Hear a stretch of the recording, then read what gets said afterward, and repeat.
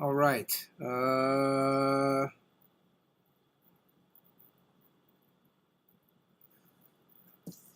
Streaming.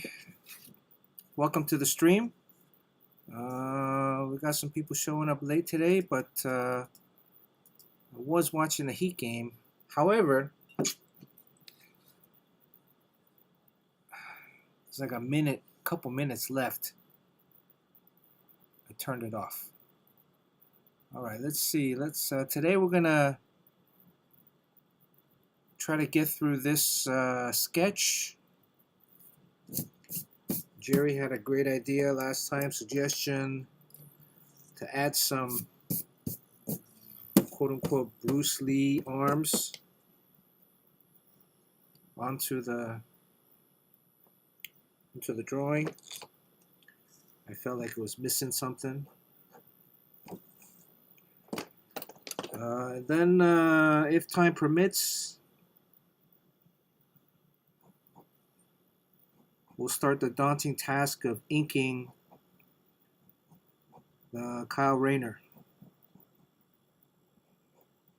So I think last week we finished off on this piece. When we finished with this piece, we started with the Jane Foster Thor. If you guys haven't seen that, it's you can check the YouTube. How's the audio? Audio check, chat. Jamie Odell's first in chat. Kevin P. West.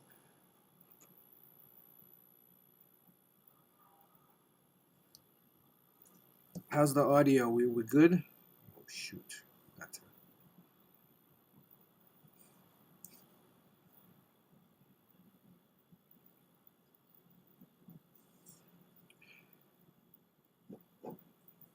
Mostly I've been drawing on digitally these days.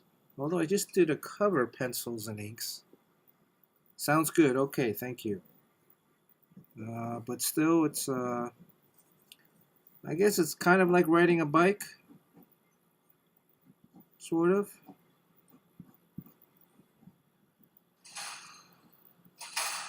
I do think inking on paper is still a little bit more daunting.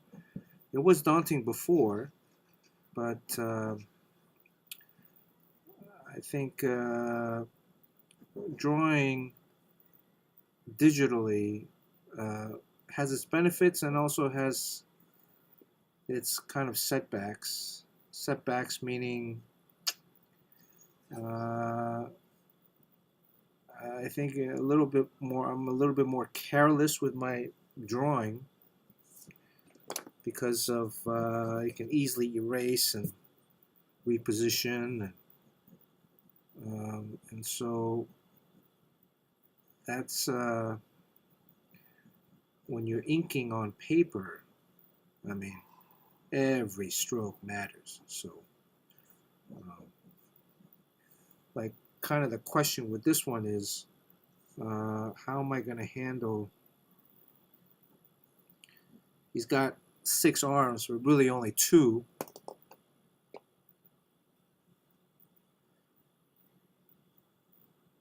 And, some of them are going to be, they're supposed to mimic like motion. So, that's a good point. Thank you, Kevin P. West. Make sure if you're watching this on YouTube, hit the subscribe button on YouTube and then hit the like button so we can, get that algorithm up.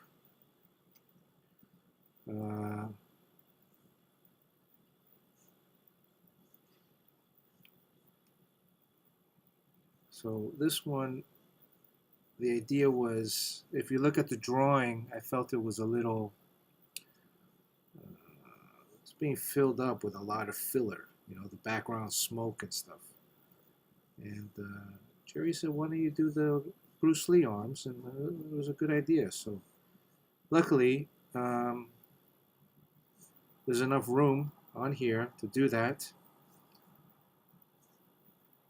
So I think last week when I was sketching it out,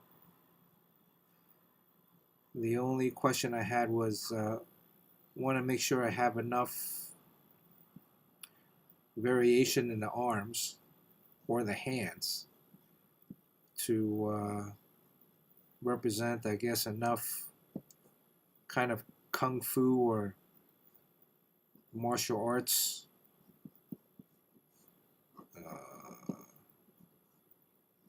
what is that called?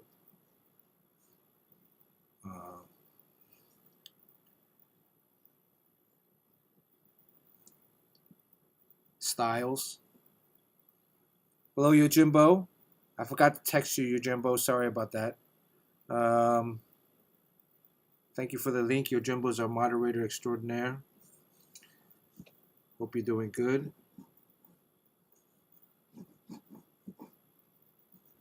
So today, hopefully, I'm going to spend a little bit of time on the Shang-Chi, and then I'm going to jump to a little inking on the Kyle Rayner piece.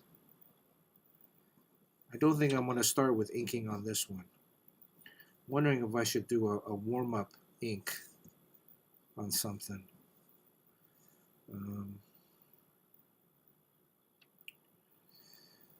And I got to figure out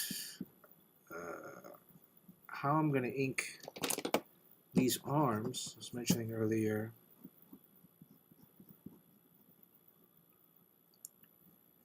If the arms are going to be, I guess I'm probably going to use a thinner line on the 1, 2, 3, 4 other arms. I kind of like this. This is my favorite hand right here that I'm drawing. This is like a blocking.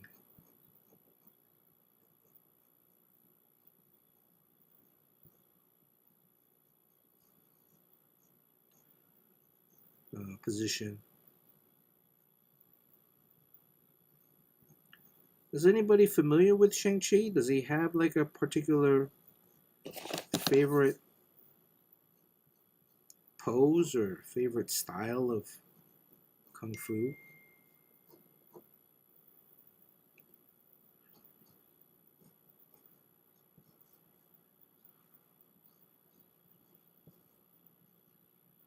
Hey, what's up? Hey, Mr. Chen, Sean. Let's see, turn him up. I'm in the room. All right, audio check for Sean, chat. Oh, yeah. Can you hear me? Audio check for Sean. If you can't hear me, it's a lot of times it's just the way my voice sounds in general. I think we're good. I had to turn up the volume on the computer, but I think we're good. Cool. So Jerry had a good idea, a good suggestion last week with these arms. It's a lot of work, though. We're going to try to, well, almost done. I'm going to try to get to the inks on the Kyle Rayner piece right after this. But I was wondering, Sean, do you have any advice or suggestions regarding inking? Because last week I was very hesitant to start inking. Yeah. It's been a while. Well, there's that. There's that thing that you're facing where you pencil it and you're happy with it and it looks good. So it's a finished work in pencils already. Now you're going to take it to another stage of finished. And then the problem is when you move to the next stage, since it's pretty tricky, you could ruin both. Yeah. Like the inks never materialize and you ruin your pencils. So there's a little bit of nerves. So that you're feeling because you haven't inked in a while is what I feel every single day when I start inking. Inking is, I mean, it's that once that pencil or that lead, you know, whatever the ink nib goes onto the paper, that's it. It's no erasing. Yeah. Well, there was a time, maybe I think it was like maybe 20 years ago, where you were contemplating possibly saving time by not penciling and then just inking. there's a period of every artist's life where you're on a streak, like you're hot. When you're younger, all of those things synthesize. Like the ink you have to move in the X and Y axis, and then Z is the pressure or the line thickness, and then they all have to work together to make these juicy lines. And when you're young, it happens naturally, especially if you're in a flow state. When you're older, all those X, Y, and Z, there's a little bit of lag between all of them, and you kind of have to, it becomes harder. but yeah, basically, inking for me, it never got easy. Yeah, it's terrible. I'll go through those nerves every time I do a drawing, and I'll do a few drawings a week. So this is like this kind of anxiety that is thing like, wow, this is not good for me, and this is not very healthy. Yeah, you've been doing a lot of commissions lately. Yeah. In order to, I think you got to ease into it by picking one of two things: a large black area and just fill it in, or a very simple, like when I look at your drawing there, his skirt bottom, that's easy. You aren't going to screw that up. And if it's wrong, it's cloth, so it can be like you don't want to do like the eyes first. So you can be off by a lot on that skirt, and it's perfectly fine because the cloth could be anywhere. And then I guarantee you, by the time you finish that cloth, you'll be able to do a slightly more difficult part, and then right after that, you're off to the races, and it's all like riding a bike. It's all about jumping into the deep end of the pool, Sean. Well, not the deep end. I mean, you try to make it a very gradual step down. So yeah, I always, even at my level of experience, always looking for something easy to start inking. It's either something that I see really clearly, like I can be, 80% sure of whether this head looks good or this is the right size. But there is some parts of the figure that I'm 100% sure, like this is going to end up in the finish no matter what. This is not going to get whited out no matter what. So I do that first. And then you just get to the progressively harder things. So it's like doing a crossword puzzle. You go through it, and then there's like 20 spots left over. But you can finish it if, like, the more you do, the more you can do. Because you get little clues everywhere, and then starts to fill in. But there's a theory that art shouldn't be that way. Like, if you have these issues every time you draw, then you probably picked the wrong career choice. And I think that might be true with me. What is more daunting, inking or watercoloring? Because watercolors too. Oh yeah, well, you put it down. Yeah, watercolors it's very hard. But watercolor is one of the trickiest. You can't erase. The one thing you have working in your favor is that if you have that dreamy watercolor style where anything goes, watercolors often just has that kind of hazy, dreamlike thing where everything just blends together, and it looks good because it's so loose. That's not the watercolors that I do, though, because I do, like, there's two types of paper: cold press and hot press. And cold press is for the psychedelic look, and it takes the watercolor really well. But you can't draw on it because it's like drawing on sandpaper. Yeah. So I use hot press. Hot press you can actually ink on without having it destroy your pens, and it won't. You can get like detail in there. You can draw like eyeballs and eyelashes. You can't do that on cold press. So the thing is, hot press is extremely hard to paint on. You get this thing called the blooms and cauliflower. I think you've seen like when the one color infects another one and it kind of blooms in and it looks like cauliflower, like a disease, or like that happens very easy. And one of the hardest thing to do, like one of the first lessons you do in watercolor class, if you took a class, to take a sheet of paper and then make it all one color all the way through without any hot spots or any light or heavy spots. So you just turn a white piece of paper into a light blue, and you can't tell that it's watercolor because it's just such an even tone. That's hard to do. And on cold press, it's hard to do. When on hot press, it's impossible because you'll see streaks and lines and blooms and cauliflower all over the place. How did you teach yourself So, watercolor? Would you watch a bunch of YouTube videos, or did you take a class, or you just trial and error? I watched some YouTube videos. I never really did much watercolor, but I think one thing is don't do a character like Magic because she's got like so much skin. If you do a character like that Lady Thor, Jane Foster Thor? you never, yeah, Jane Foster. So you never have to do watercolor patches more than a centimeter because it changes. There's like a strap and there's a metal band and then the color changes and it's chainmail, then it's cloth. So you're only doing small areas. And then when you get really good at that, then the characters can get more and more naked and you can do like a nice blue sky. But hot press paper is really meant for one type of art, and it's kind of rarely used in watercolor because it's so tricky.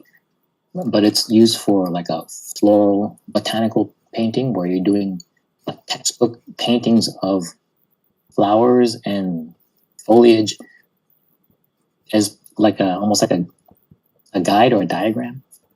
So with those things, details are important, and quite often there's ink lines around it, but it's very precise, and that's why I use it because I can't really can't draw on cold press.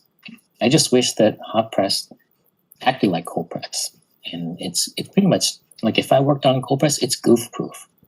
Like I can do a great watercolor on it, but I just can't do any superhero stuff. Is there a medium press, the lukewarm? No, there is not.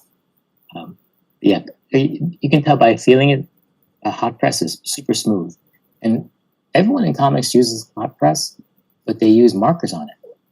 So it's just like it's just high quality paper, and the markers are not watercolors, and you can control them really well. But I'm not into markers. I'm not sure what it is about watercolor that I like, but and I also do this thing which you probably think is insane, but every time someone orders a watercolor painting, like they want a watercolor 11 by 17 of like Jean Grey or like Dark Phoenix, I'm like, okay, I'll do that. So the first thing I do is I pencil it out and then I ink it like it's an ink drawing, 11 by 17 ink drawing. Just because like you can't explore and watercolor is not like really a discovery thing. You have to have everything set. So I do a finished ink drawing, which I can sell actually.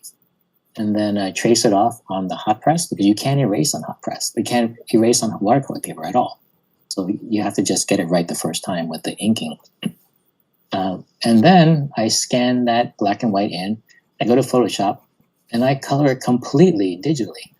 So it's like it's good enough to be like a cover. And then I use it as a guide to put the watercolor. So it's like doing 3 pieces of art just to get a good watercolor. And it seems like a real waste of time.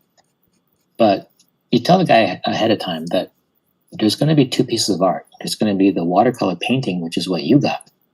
But then there's going to be the exact same thing in black and white, the black and white ink drawing, which, you know, if you want that, you can buy that too.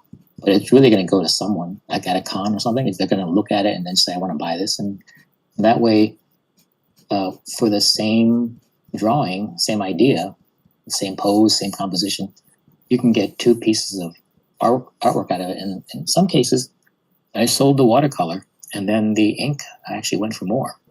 And it was basically uncommissioned, but people would see it and they'll buy it. So the ink, you're saying that somebody paid more for the original ink drawing, and then okay, well I guess that makes sense because the second one, the color one is color over a print, or color Well, over original. it is actually it's really inked twice. So the first time it's inked for ink, and then the second time it's inked slightly differently for watercolor. So you leave out some hatching.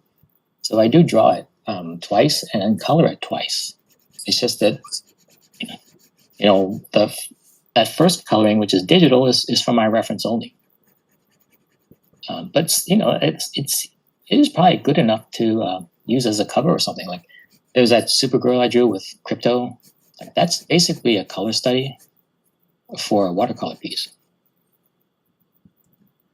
Well, all the old So yeah, it's masters. I overkill. mean, they before they went and painted their masters, they would do actual color studies, which were pretty much finished paintings, just at a maybe a Yeah, slightly smaller scale. yeah. So those are the things I do just to it's like cheap insurance for watercolors. Watercolor is very touchy, and I don't know if you saw that video, right, where I screwed up the watercolor at the very last stage, Yeah, and you I just ripped it ripped up. it and started over again. Yes, Well, that's just crazy. yeah, um, yeah. When the sad part is like you can make a mistake early on, but this happened. Like I finished a figure, and I wanted to put the background wash in, so I cut out a mask, cover the entire figure, and just washed the entire background with a color. So when I peeled the mask off, it's like, why the hell did it bleed into the figure? And there's nothing you can do to fix it. So there's an entire day's work down the drain. You have no choice but to do it again. But what's cool is you can rip it up on Instagram, and then it gets a lot of attention because it's a drastic move. How much? Did you monetize your Instagram account? How much did the rip up earn? It was I heard, like, I listened to some influencers a long time ago who said, like, right when they were offering money to people to influencers, someone said, like, oh, I tried it, but then I noticed that my follower count, my likes went down. They stopped showing it, so they can save money by not pushing it out and just claim that your post didn't do well. They can pay less. So I was like, all right, note to self: never monetize your Instagram. So I went on for like another 3.5 years making content for free. And then someone asked Adam Masari. Adam Masari every Friday does his little Ask Me Anything. Who's that? And someone asked, is it true? Adam Masari is head of Instagram. Okay. And every Friday he answers any question you ask. He chooses which questions he answers about Instagram, like best tips and best practices. Yeah. And someone asked, like, is it true that, will your reach suffer if you monetize your account? And he says, no, that's a myth. People have believed that for a while, but it's absolutely not true. I'm like, oh shit, man. So are you monetized now? No, No. I don't. No, I don't. I'm not. Yeah, this is all for free. All that work I do is for free. Wow. And I don't even know, like, when you monetize it, they can't possibly give you that much, right? I mean, I don't know what. Maybe if someone knows what that's like. I'll tell you how much I get. Assume. I mean, my views. Oh, so you monetize your Instagram? Yeah, but you really need to get thousands and thousands of views, or thousands and thousands, tens of thousands of likes before you really make any kind of money. I mean, okay. Let me see. I'll show you. I'm assuming the Heat won. Did the Miami Heat win? Anybody watching the... Oh, the Hornets are up in overtime. Wow. Okay, Instagram. So let's see. Okay, the Kyle Rayner piece. This one, so far, this one was it's about 2 weeks old or so. I don't know if you can see this. It's a little blurry. Yeah. 2,300 likes. 15, It's a lot. 14,899 views. Overall views, they include the Facebook, so it's 939 views on Facebook, so 15,000 altogether, almost 16. Interactions, I guess people following or doing other things from the post. And approximate bonus earnings, $1.71. So So you get about a couple bucks for that. couple bucks, yeah. And then this kind of shows you like who views it. Out of the followers is the purple, non-followers is the blue. So obviously you want to get like the dark purple a little bit, more and more. That means you're reaching more people. Some other posts that I have sometimes only reaches followers. So this one, in your terms, kind of reached a little bit of escape velocity in terms of my overall reach, and continues to do so. Then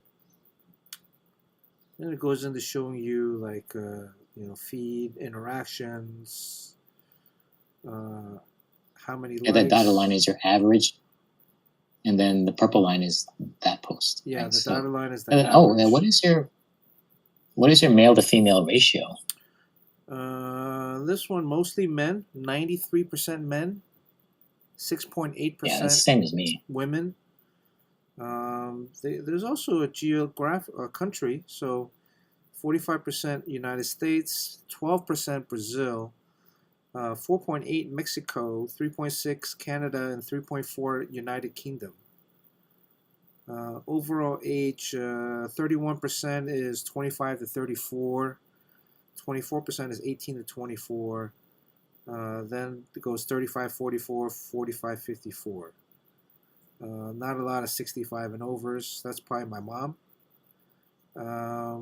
And not a lot 13 to 17. So and this is like probably the most popular post recently. 2,300 likes.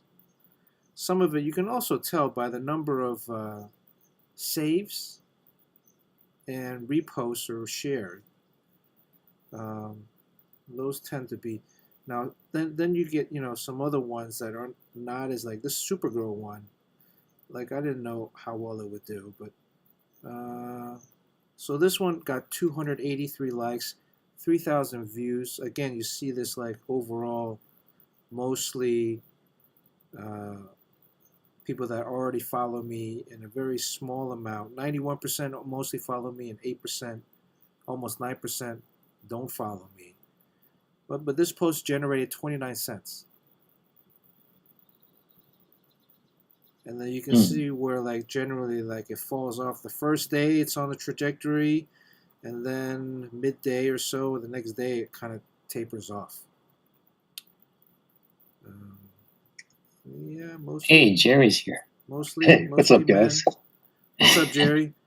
We're just looking at Instagram. Sorry, I'm a little late. Don't worry about it. I know you're The tired gram. from working.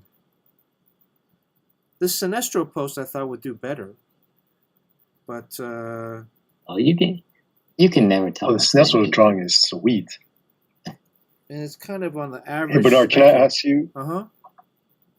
your drawings, do the color pieces do better than the pencil, or do pinups do better than pages? Like all that stuff. It's weird. In the past, in like the last half year or so, color pieces were doing better than pencil pieces. Like I posted this one up. It didn't do great. This Destro Baroness one. But this is a repost. I mean, I posted love this, that drawing. That's a great drawing. I did this like maybe like 5 years ago from the pandemic. We did this on stream. Um, Oh, that's on the stream. Oh, this that's right. yeah, this one earned 52 cents. Reached 4,000 people. Again, it's mostly my already followers. Yeah, 90% men, almost 9.9 women. But then, like, like I think a lot of these comic book pages, or even the sketch Oh, ones, yeah. they don't Pages do badly. they don't necessarily do well. Nobody likes to. It's like if you look at tattoos, it's like looking at someone who's been sleeved. It's just basically a gray arm. So, yeah, it's interesting. Which ones? This Sorcerer Supreme one did well. I guess what was the other thing? Like you want to do multiple posts so you have more things to look at, or multiple Carousel is what it's all about. So this one, 23,000 views. Right, so this one is pretty successful. 23,000 views, but only 1,000 likes. You looked at the other one, the Kyle Rayner was 2,000 something likes, but how many views was it? It was not 23, and it's 77 cents. And this one, a little bit more women, 12%. 10% followers from India, United States, Brazil, India, UK. You went to India and you picked up some followers. So this is kind of right before the India trip. This Spider-Man one did really well. 3,200 likes. Spider-Man, I think, also does very well. Every time I post a Spider-Man, I tend to get pretty good numbers from that. 33,000 views, 33,500 views on the Spider-Man, $1.85. Can you get a candy bar for $1.85? I don't know.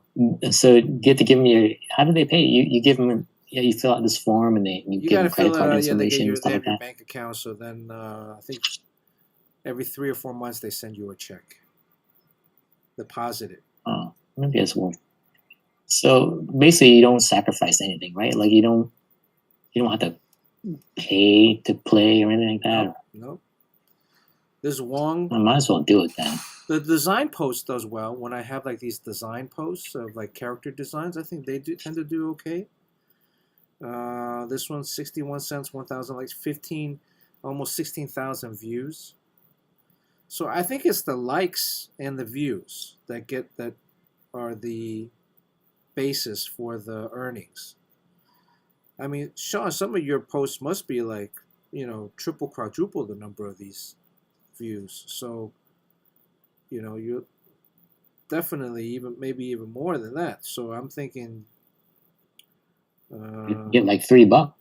Yeah, you can get you get a slice. Yeah, I can get a slice of it. Like work really hard, shoot a video, get a slice. Perpetuity. So for a while, like these pencil drawings weren't doing. They were my bread and butter. Like during the pandemic, the pencil drawings were getting like 1,000, 2,000 likes easy every time. But now, it's around 400 is kind of the average. Yeah, it goes up and down. In general, for artists, it sucks for everyone now.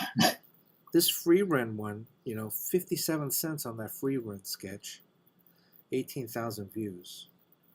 Yeah, some of these are okay. This 31,000 for this static. $1.03. So. Oh, I'm gonna monetize, especially if Adam Masari says it's not gonna hurt my reach. Yeah, I mean, I would definitely try it. The free run, so you look at, depending on the post, but no more than 14.8% women, 14.8, 15%. This one, wow, 42% India. The free run. That's interesting.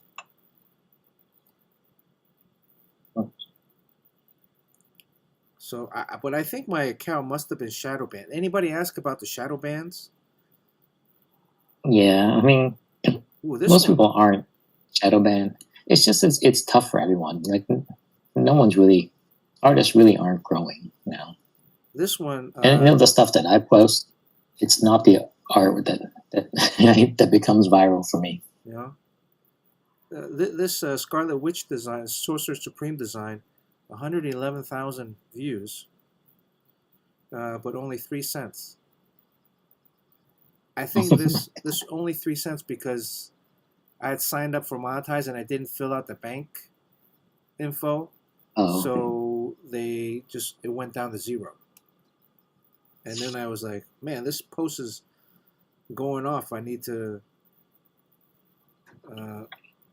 Yeah, so there was a period of time where I wasn't making any, but to answer Jerry's question, I don't know, man.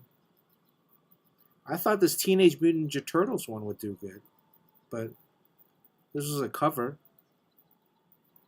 yeah, you can never second guess. You just have to put it up there, and then always be surprised what does well. Just under 5,000 views.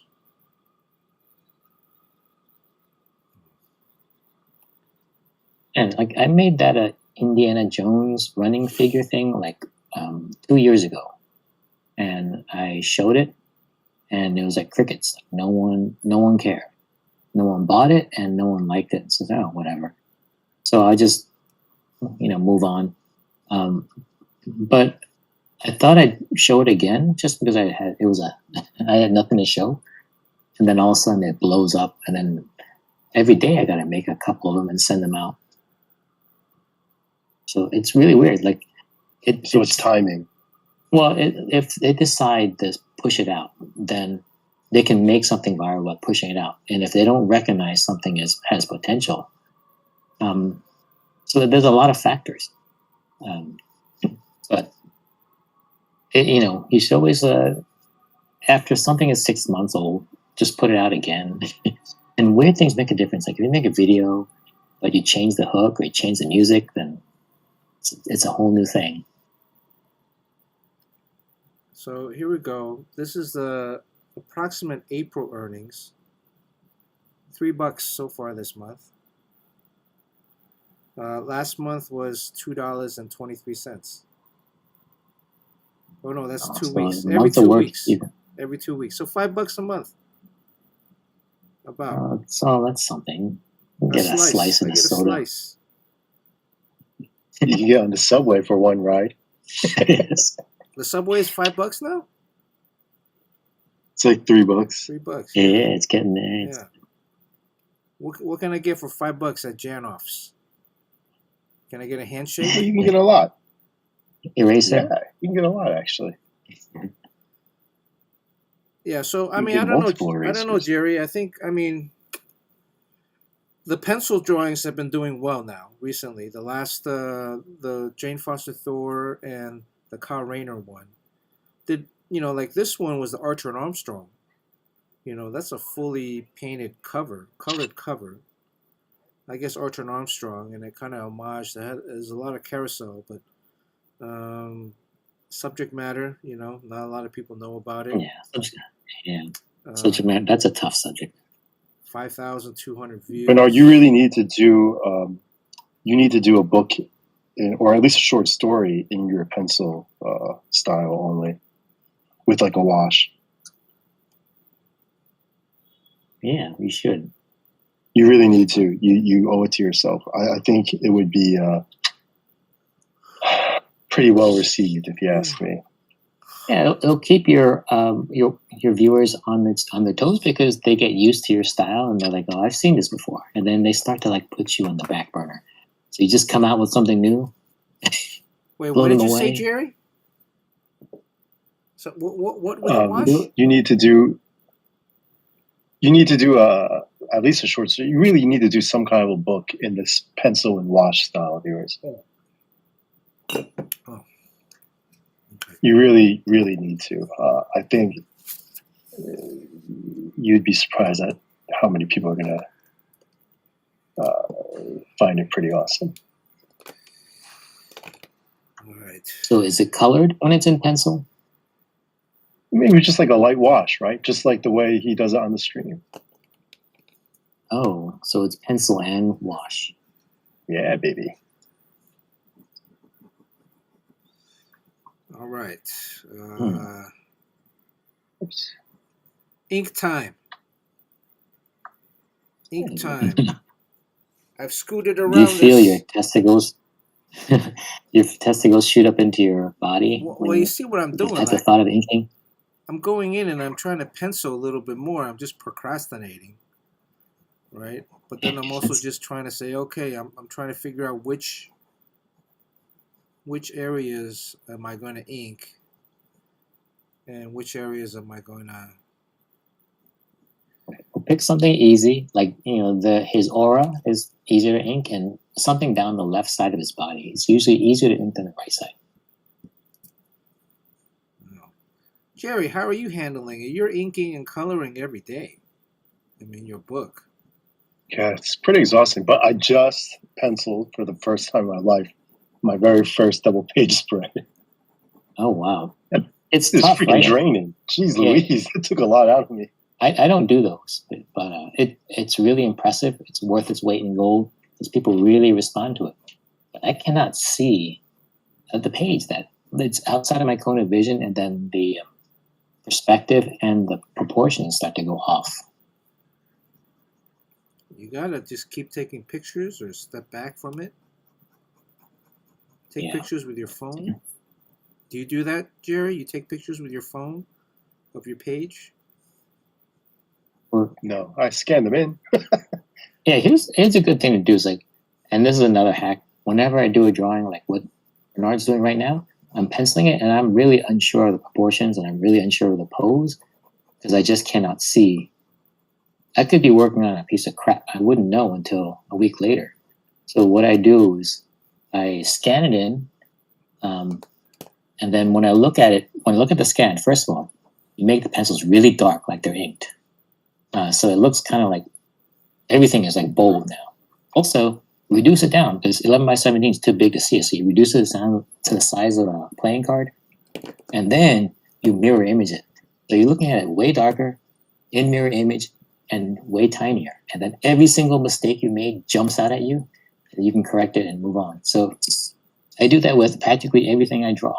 And then if you're impressed at all with anything I draw, what you don't realize is I am just an average guy who likes to draw but has no particular talent, but found every single hack and trick in the book, aside from cheating, to make drawing easier.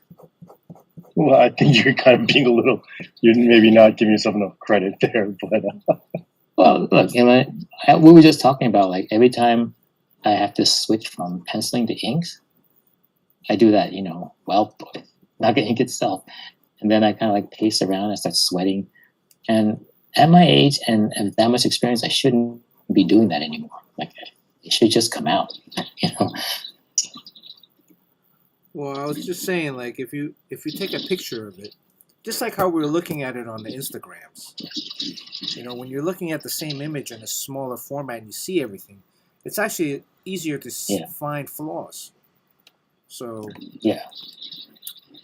so it's the same thing, except I tend to avoid taking a picture unless I'm at a convention because I don't have my scanner.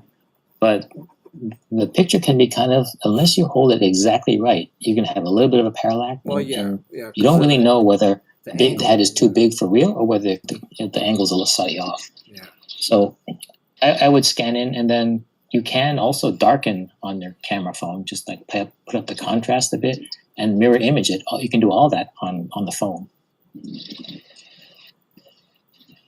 All right. Okay, time to ink. Hey Jerry, let's get Bernard really nervous about this so that I mean, I don't know how I want to spend so much time that I don't even need to ink it. This thing's going to be so dark with lead. This side you can't really see. I mean, the camera's a little bit lighter, but this side is almost black right now. It's almost inked already. Well, hell, isn't this for someone on stream? Carson. This is for Carmen. You can ask him if he likes this thing. Hey guys, I'm super sorry. I'll be right back. Okay, I'll be right back. Well, at least you're coming back. Kevin P. West is here. Jamie Odell first in chat. Lurky Lurk is here. K-pop junkie. Poop Kid, what's up, Poop Kid? Tomorrow's tax day. Don't forget to file your taxes. Oh yeah. And property tax if you pay. Huh? Don't you always like that? You basically never pay on the 15th, right? Well, I filed an extension. I filed an extension, but I still had to pay an estimated amount. Oh, you still have to pay. Yeah, that's right. You still have to pay. Yeah. So I had a rebate last year, so I applied the rebate, and then, I don't take the rebate. I just apply it for the next year. But yeah, tax day. Whew. Do you do your own taxes, Sean, or do you have an accountant? No, I have Ernie does it. He's accountant to the comic book artist. Joe Quesada's accountant. Cliff Chang's accountant, yeah. How much does he charge you? Dan Panosian's accountant. A lot. 5 figures? 4 figures? 4 figures or 3 figures? It's about as high as you can get in 3 figures before it becomes 4. Oh. But he's based in in California, or he's based in New York? It doesn't really matter, because I asked that too. It's like, how can you do? Because he does Dan Panosian and Joe Quesada, and it's like, isn't he in California? And it's it doesn't matter. You look it up. There's information like those. It's all tax rules are all very binary. You just look it up, and actually even the software, just you type in where the person's from, and it does all the work. But yeah, it's hard. You should not do commissions this time of year because no one has money. April's tough. April is a tough month, man. I mean, I got property tax due and income tax.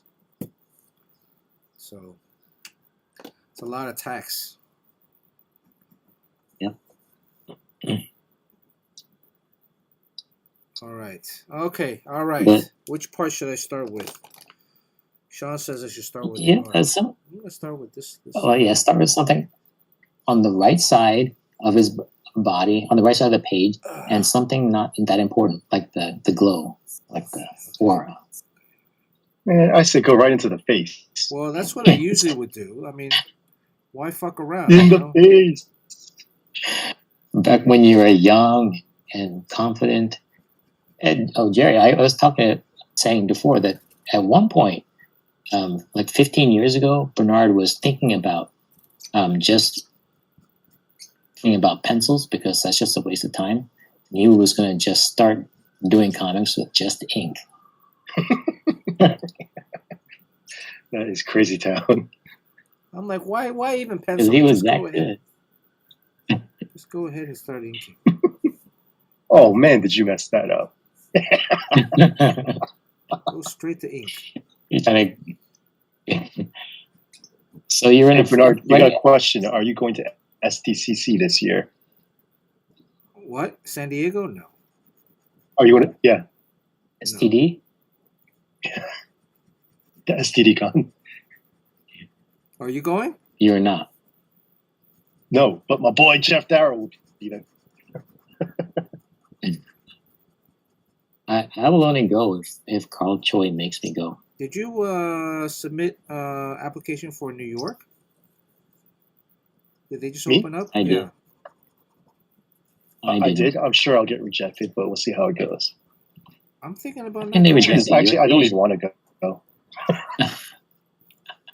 Well, you want to go to hang out, right? So you don't have to. Not even. So I did that last year, and the truth is, I think I enjoyed not being there way more than I did being there. Really? What were you doing instead? hanging out at Blue Ribbon Sushi. It's called life. Life. Jerome Pena is at the show. You should. So last year I got the best of both worlds. I feel like I got to do the retailer day, which actually felt like I was doing something. Like I got a chance to influence my future a little bit. And it felt really good. But then just like when I was walking through Artist Alley, my God, like you can just feel the anxiety coming from all the tables. I don't miss that part of it. Like when I saw Fletch, his hair was all frazzled and he looked frazzled. It's because of Bernard. No, but like you can just feel like all the pressure coming from each artist. Yeah, So it's I just didn't miss it. Yeah. Well, That being said, I'm hoping that the lab, my publisher, will have something going on so that I don't have to like be there every day. I really don't feel like standing there all day for like 4 days, whatever it is.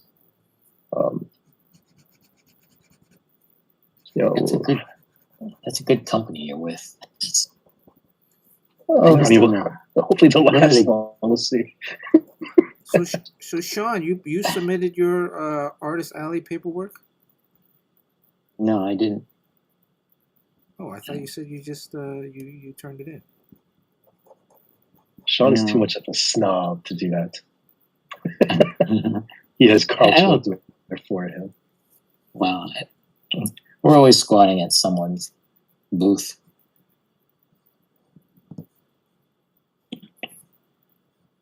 No. Are you using a Sharpie? No, it's Micron. No. Micron.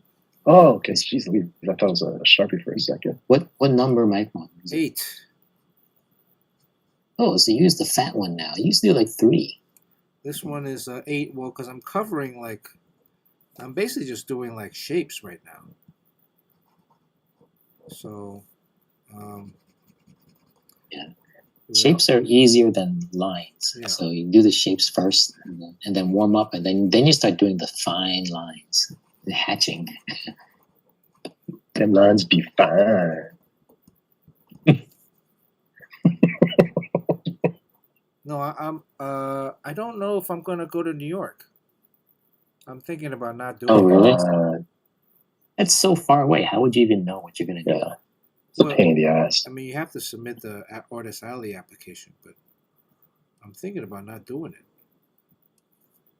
Well, to everyone listening to this stream, for anyone that's like trying to break into comics, I mean, comic conventions are great. It's a great way to feel rewarded as an indie guy.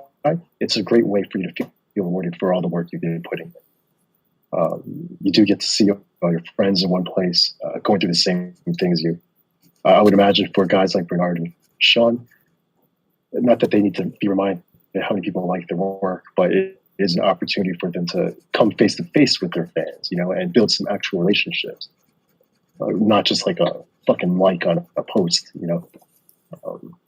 It's so conventions are great. Yeah, conventions are great. Don't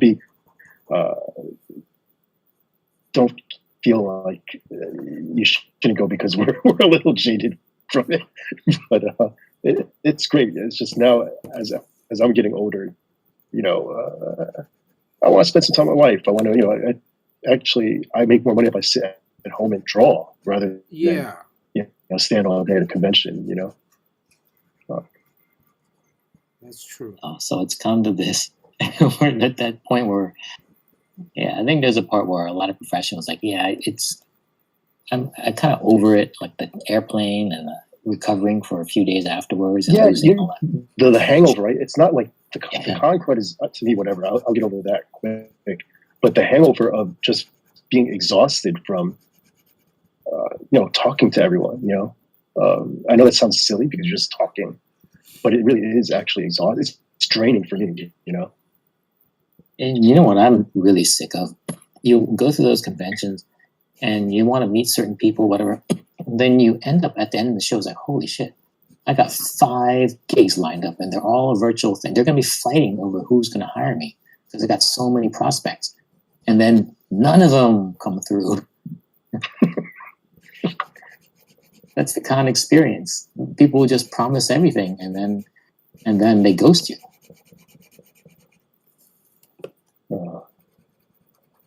I mean, some of us, like myself, might be more used to that than someone like you, Sean.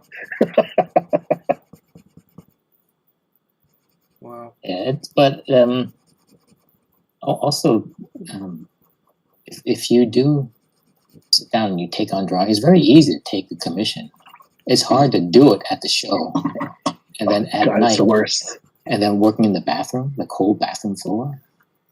So everyone watching the stream, I don't think they realize how fucking good Bernard is doing this stuff. Like, I've seen Bernard standing, holding the paper in his hand and drawing like a full-blown commission for someone. Like, not a commission, he's just doing drawing for people because he's so freaking generous with it. And he gives them more than just like a profile headshot. He gives them like a bust and they like have emotion, they're doing something.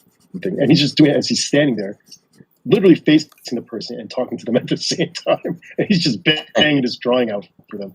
And like for me, when I'm drawing at the cons, like I get so easily distracted. So like someone walks by, I can't help but like look up at them. And I'm not talking about like some slutty looking cosplayer. I'm just talking about like anyone that walks by. Like I can't help but like be distracted and look at them and just be like, oh hey, how are you? You know?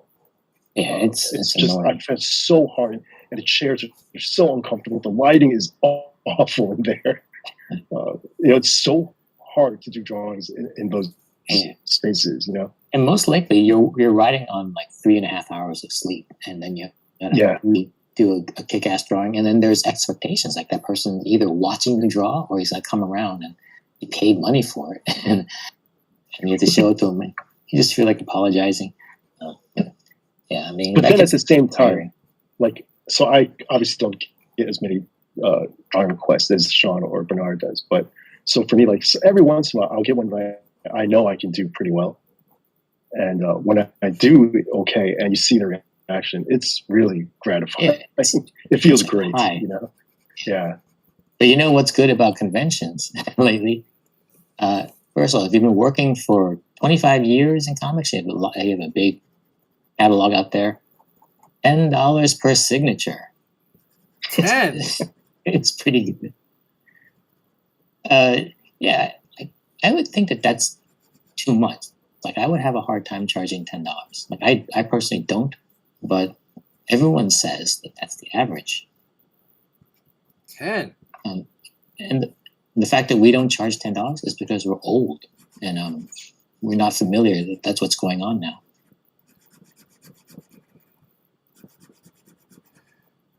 Wow. But I mean, of course, if a little kid comes up and like with a dog ear thing, it's like, this is my favorite comic. You don't say like $10. Can I share something with you and with you two guys that I'm going to talk about on the stream, if that's okay? Just because I'm kind of ecstatic about it. Walt Simonson gave me a call yesterday because he sent me the layout to his variant cover of the Monkey King book. I just texted you guys the book. Oh, wow. Yeah, it's like so cool to see. And like Walt was sitting there and he's asking me for tips on how to draw, and I'm laughing my ass off. I'm like, wow, I think this is like the only time you're ever going to be asking me what to do. Oh, wow. That's pretty cool. What were your comments? You said you guys start over again, Walter. Yeah. It was just some simple stuff, like he forgot like the tail on the character, like little things like that. And he just drew like generic fish, so I just told him what type of fish. I sent him some reference, just like really little things, But it's such a cool looking. He explained some of his choices on why he was drawing certain things, and it's just, I mean, for me, it was just very exciting, The coolest part is that Walter Simonson calls you. He's Jeff Darrow on one side, and then Larry Hama.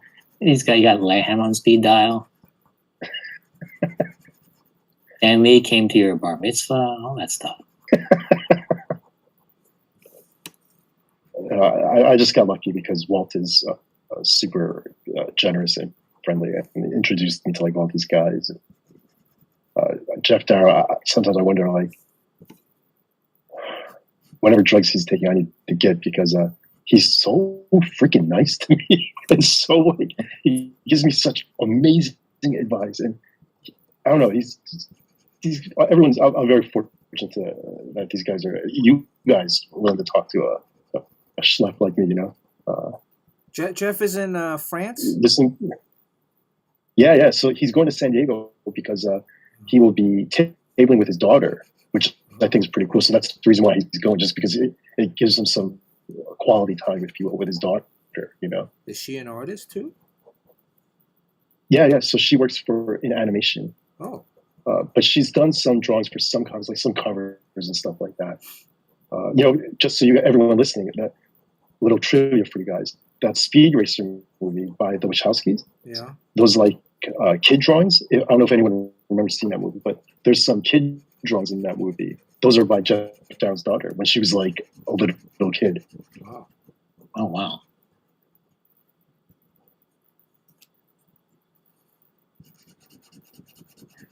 Cool. Nepo baby. So you're gonna go to San Diego? I don't think I'm gonna go. I haven't gone in like 3 years now, 3 or 4 years, 3 years, and I actually don't miss it. I don't really miss it. Well, for anyone listening that's going to go, I'll let you guys in on a little secret. Jeff Darrow will be bringing the first issue of Shaolin Cowboy, his new series, in only pencil form for people to be purchasing, like an artist edition of the first issue. And knowing Jeff, he always prices things pretty cheap, so it's going to be, it'll probably go pretty fast. You mean the originals? Well, he's selling it can? like in an ash can form. Yeah, just like the pencils of the first, which I think is going to be so freaking cool to see. As someone that's seen some of the pencils before, it's unbelievable. And Bernard, you need to get back to San Diego, man. That was I thought, I don't know, the time that we've known each other, which is actually pretty long. I don't know. I felt like you were kind of a staple at San Diego, you know? Yeah, but it's, you felt very much in your element there, you know? Man, don't miss like the load in and the breakdown and like putting all your stuff in that little grid, and then like the union people come by. Like that. It was a big pain in the ass. And then sometimes if you don't get a hotel, you would just actually take the train down every day. I used to. That was a. I mean, I went to Comic-Con for like 30 years straight. And there was a time where I would just go, like, I wasn't going to set up, like Sean was going. So I'd go down for the day. And then we'd grab dinner, and then I'd come back up. I was actually thinking the other day, like that drive down to San Diego from LA. You know, it's a fun drive, but it's nice. Yeah, it's really nice. And there's like this excitement, you know, where like, oh, it's this annual trek, right? Yeah, usually with friends, like maybe Tommy Lee will be in the car or something. Yeah. You get out of a gas station, smoke a cigarette. You know, stop at a In-N-Out. Yeah, you used to do all that. Those are we were some also of the much best younger. times. We were much younger, you know. Like doing that now is harder now, you know. Young, dumb, and full of cum. We used to go. We used to go to a restaurant called what was the paella Spanish restaurant we used to go to, Sean? Oh yes. Paella. Yeah, what was that called? With the flamenco. In the old town. Yeah, with the flamenco dancers. Yeah. That would be like a yearly thing. Like we would go Saturday night to that place, and then it would turn into a nightclub afterwards. What was it called? It's not there. Ole Madrid or something like that. Was it called Ole Madrid? Yeah. Yeah. Yeah. Man, I remember going to that show in the very beginning. It's like in an industrial park or something. The place was kind of very raw, and then it just blew up. That whole place blew up. Yojimbo says some people are charging $40 a signature. Yeah, I see. Like like Yes. Liefeld, or who's this other guy that has like all these multiple different kinds of signatures? You know what I'm talking about? Like they Nice. have like a Liefeld has like a standard signature, and then he has like a marker signature and a 3D signature. Um, Jeez Louise. Yeah, so that's a reason to do a show. Sign your name and get $10. It's a better deal than posting on Instagram. $10. That's like 3 months of work on Instagram. well, I got a show. I mean, I'm going to Switzerland in May, in Basel. Cool. That's actually turning out So to be a pretty did big sh- show. did Sharon line that one up for you? Of course. Is Sharon going with you? Yep. Oh man, lucky her. Like she hook up with the right guy, she can tour the entire world. And then she booked another show in Greece. Oh my god, So she's working we're it. going to Greece. We're going to Thessaloniki and Basel. So Oh wow, they haven't announced the Greece show yet, but we're pretty much set. So that's great. Now, Good can for I ask her. a couple questions about this drawing? sure. Oh, Well, what size is this Green Lantern? 11 by 14. Oh, wow, it's huge. Yeah. That's yeah. big. And also, there's no way I can do what you're doing there, which is basically you're filling in with a pen. Well, how else will you fill in? With a brush? Yeah, how is the Well, I can only outline with a pen, and then if I fill in, it would just be all splotchy and everything, and it'll take forever just like to cover all the little white dots in there. I should. So I I always use like the white dot. Yeah, the white dots gives it some depth. But man, I mean, can't you go? The whole idea of inking with a brush, which we never learned because we're bad students, you're supposed to use a brush, and the brush will give you the thin outlines, and then you press harder, and then you can fill the spaces really fast. And you don't. There's no Stick around. supposed to. You do whatever feels best for you, man. Well, I mean, the thing, tapping and uncapping and picking up another pen. And If I like to raw dog it, I'm gonna raw dog it.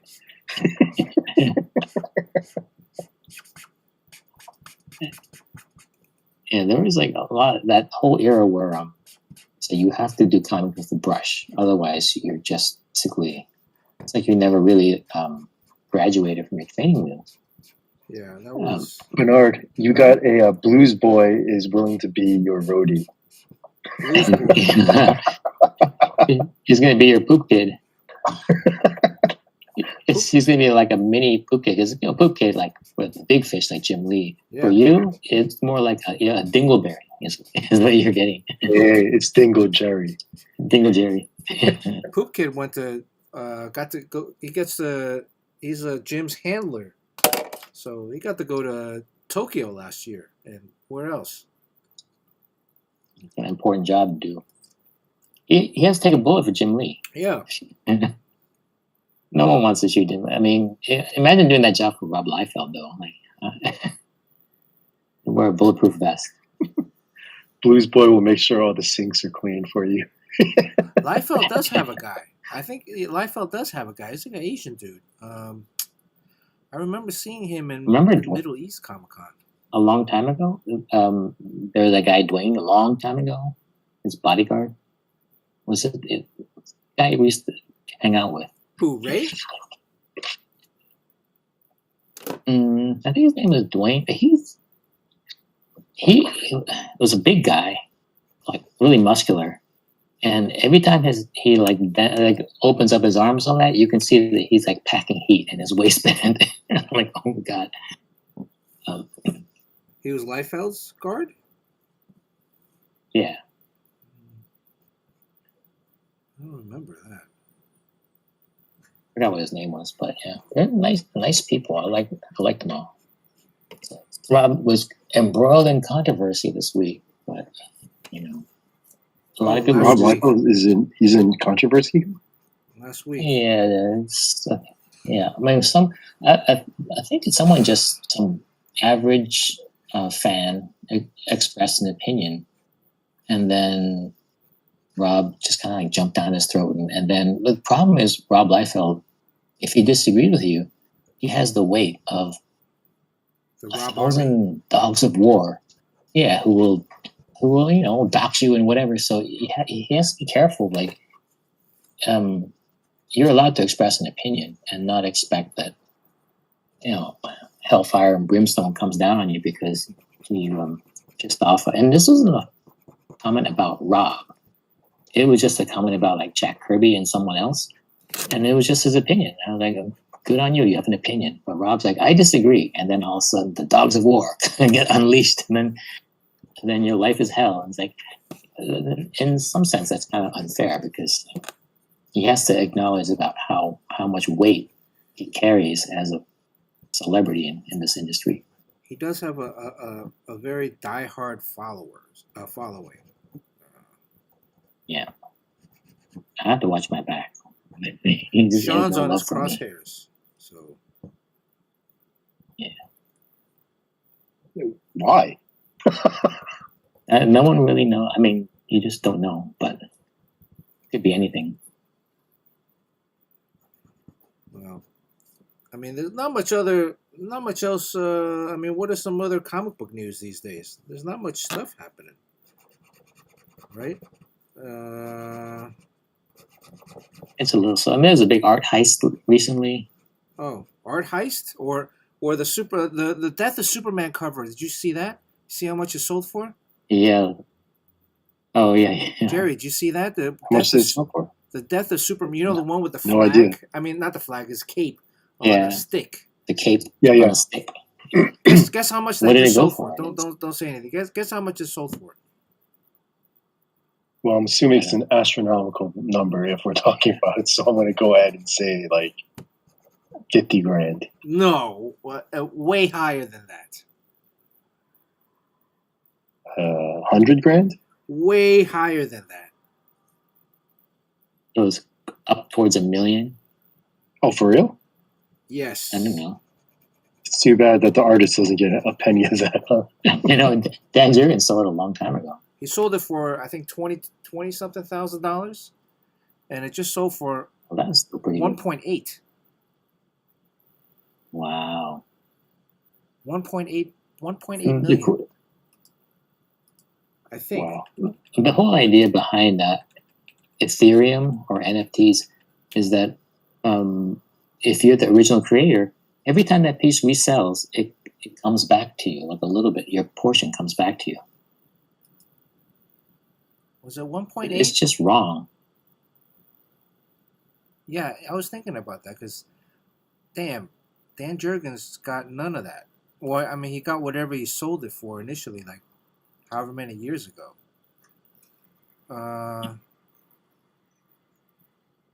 Wait. I sold a cover for $300 that recently sold for $6,000. Hold on. Well, what And that all says to me is you got to start raising your prices.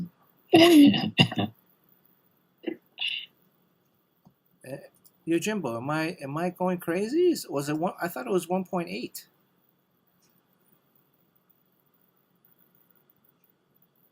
Now I'm seeing something for 10 million. That sounds about right. What? Oh, But he's not even dead. He's alive. Superman never died. He's back. Yeah, I think. Yeah, news. Let me.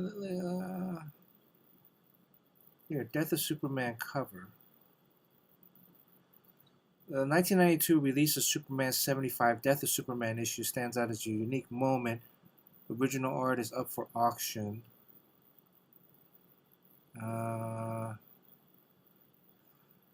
Is it the entire book? If it's the entire book, how come That's I still can't- crazy.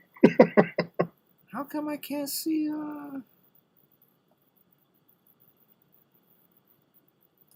$10 million. $10 million.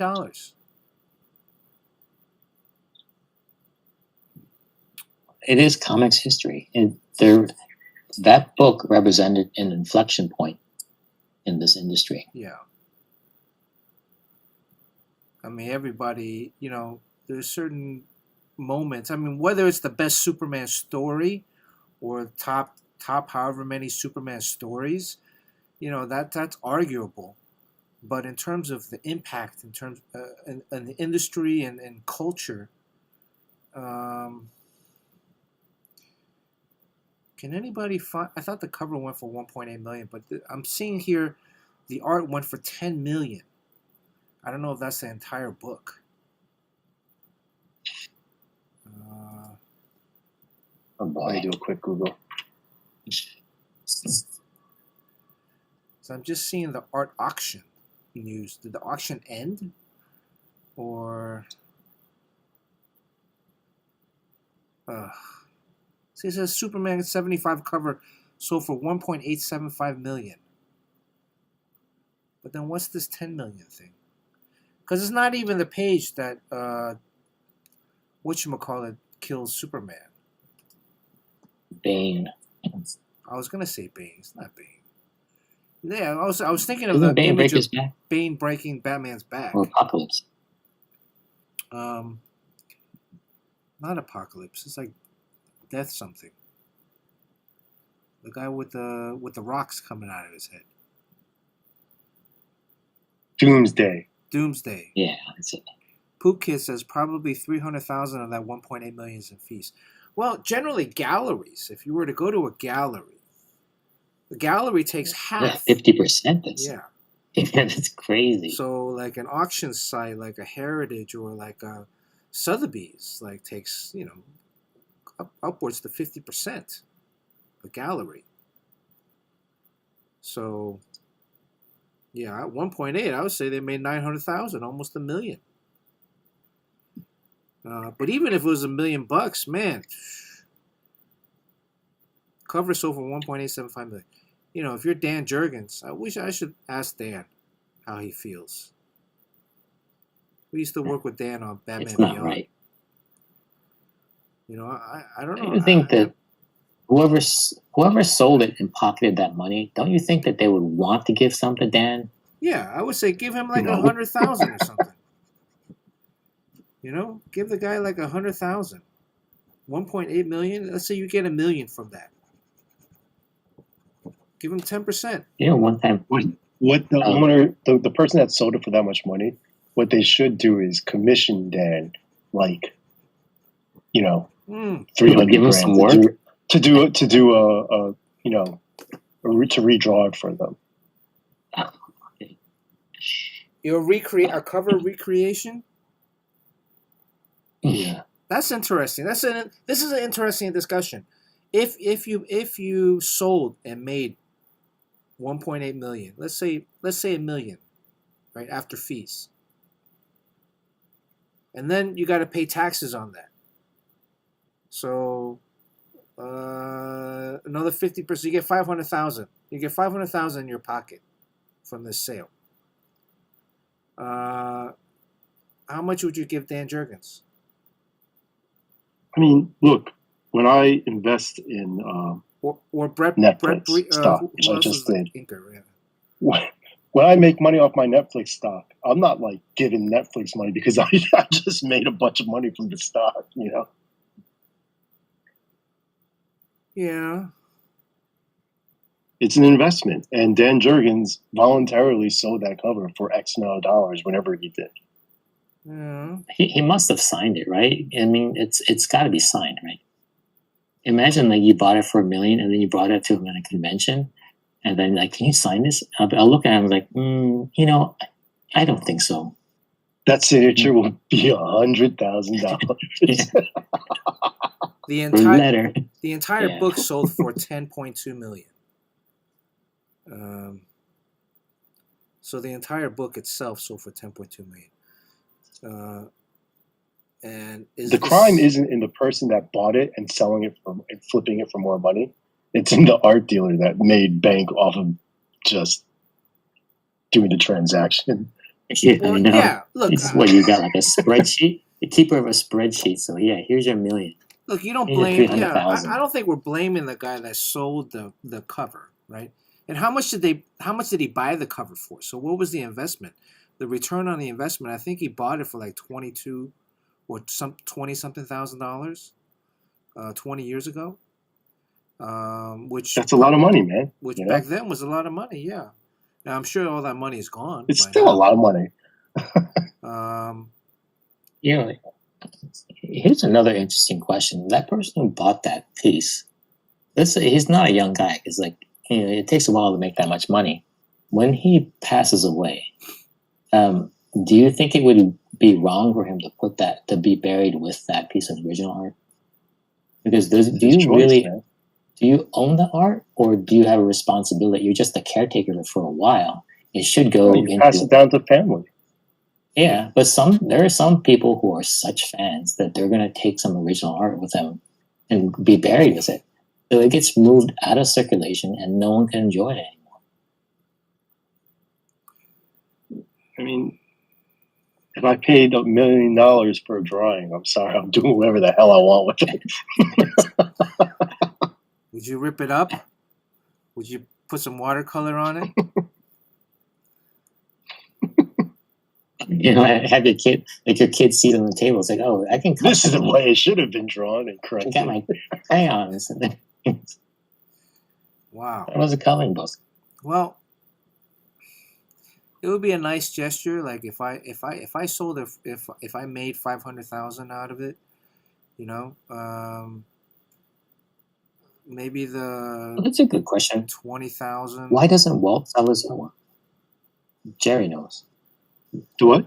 Why doesn't Walt sell his artwork? Is it because he loves it that much, or does he hate buyers, or does he think it's worthless, or do you think it's extremely valuable, or what? Well, it's a little personal. I don't want to answer for why. I mean, he has told me why, but it's his business. I would just say he's fortunate enough that he's never been in a pinch for cash. So yeah, he's held on to it. I think very wisely because So the that's value, only, yeah, the you value. create a If he would have sold scarcity. it 30 years ago versus today, he would have been one of those stories. Yeah. Imagine he sold the Beta Ray Bill cover where he's breaking the Thor logo for like 10 grand back in the day, which would have been a ton of money back then. How much is that thing worth now? There's a funny story. This is a sad buyer story. One person once bought like a Frank Miller cover for something important, and he bought it for a whopping $200 because back in the day they would go for very little, and the value goes up and up and up, and it's his prized possession. But then he needed to start a business, and he really, really needed seed money, so he sold the piece for 20,000, and then the business got successful, and he's like, "Man, I missed that piece," so he bought it back for like 200,000. He once owned it for $200, and he bought it back at some crazy amount. Well, it served his purpose, right? And he right. That's the thing. Is like Bernard thought it was like a very hopeful story. I thought it was a sad story, like a serious misstep, because he had it for a song, and now he had to buy it with a huge amount of money. But that seed money actually made him rich. So he's, for nostalgia reasons, he went and bought the piece that he sold. Yeah. And so Bernard thinks that it's like a great story, like a great happy ending. For me, it's like I think it's a little bit sad because he once had it for $200. But that 200. I mean, didn't Jim Lee do that with his Wolverine drawing? He sold it for like $900 and bought it back for like $2 grand or something like that. Oh yeah. Here's another weird story. Like I was talking to one time, like I was hearing David Mazzucchelli was saying that whoa! Why are we name dropping so much on this stream, guys? This is I hear this stuff from original art dealers. I think this is like a Felix story. So Dave Mazzucchelli used to turn in his work tomorrow, and back then it wasn't really policed that well, so he never got the art back. So he was really pissed. Then he sees it on the market, and he says, "I want this Daredevil cover, the one with Karen Page and the stained glass window. It's mine. I never sold it. want it back. And it's changed hands so many times. And then people bought it for like lots and lots of money. And so the person who bought it and owned it is like, Dave is looking for this, and I paid. I don't know how much for it. I don't know how much he paid for it. And then he brought it out to David and said, like, this is what you're looking for. And Dave's like, thanks, and grabbed it. But So he stole it. he's not the person that originally stole it. That was like maybe the provenance goes back like maybe like the changes hands like 5 or 6 times. But I think it's like a lot of contempt for whoever is a current owner. But, Well, it's stolen property. this is buyer beware, because you could be spending a lot of money on stolen merchandise.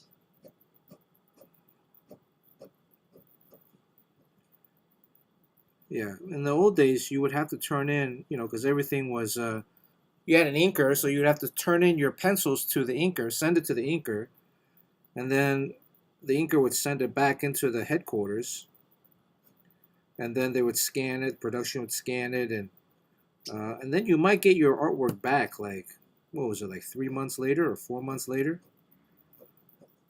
Yeah, if at all, because If at all. they can just lose it.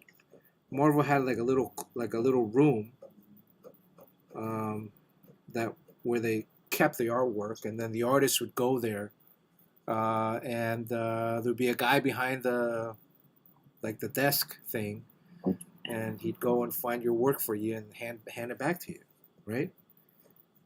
And that guy actually got. It was like those.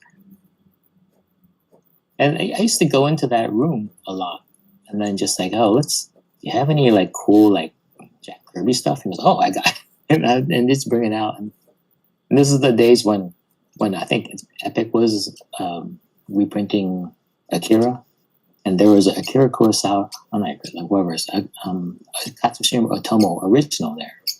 And I was like, oh, this is a bit of Akira. And I was looking at all the layers and layers of screen dots on it.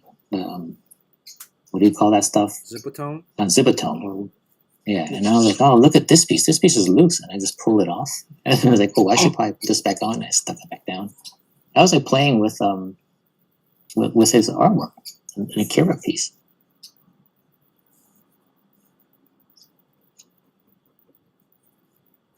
Well, those were the days. Young, dumb, and All right. What? Should I move to the face? I think. Am I comfortable enough to move to the face? Yes, you're on fire. Use a Sharpie. Use a 0.8. All right. 8 on the face. So, this is a 0.5. You never use a 0.8. 0.005. This is 0.005. Whoa, 0.005 is like a needle. 0.005. Right. I'm not gonna talk for a few minutes. We'll tell more tales of horror stories of original art. But being buried with your original art, stealing art. They used to clean up ink spills with original art. I remember at Valiant, I'm going to drop another name. Oh, who is that? It's Steve Ditko. Would come into the office, and then they would say, oh, here's your original art, and he would look at it. It's like, he'll just make this face, and he'll rip it up. Did you And then he would back together? go down the stairs. Remember it was 14 flights? Yeah. He would go up. He doesn't trust elevators. So he's an old guy, and he's like, just bounds up 14 flights. And then he ripped up his art and got what he needed, his script or whatever, and then went all the way down. Got down to street level, and he's like, oh, dang, I forgot the script. And go back up 14 flights. I never got to meet him. Yeah, I only saw him once, and someone said, "Oh, that's the man." I mean, I remember meeting Keith Giffen. Yep. Steve Mazarski brought him around, and he said, I didn't hear him say Keith. I just heard him say Giffen, and so I thought he was like the music Oh. mogul. Oh, Steve. Yeah. Yeah, I thought he was like the music mogul, and I was like, oh shit, because Steve Mazzarski was, he was Aerosmith manager and Allman Brothers and Cyndi Lauper. So, and then and Paul Smith. I remember meeting Paul Smith. Oh yes, I remember that hot smoker.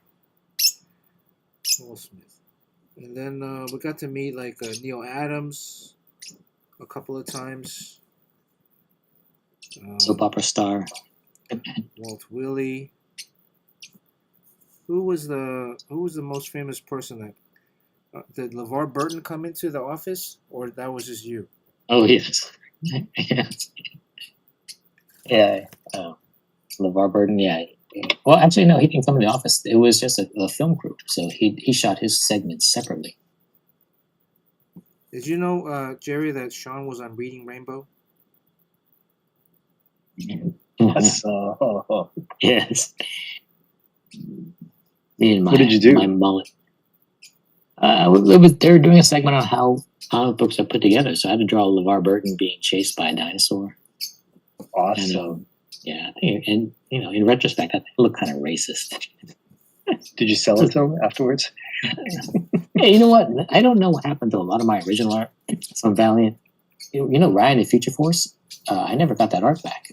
No. And I didn't really care because I didn't like it. It just looked like crap to me, so I'm glad not to have it. But now that it's worth a shit ton of money, I'd like to have the money from it. You got to do what Mazzucchelli did and just say, "I did not sell this."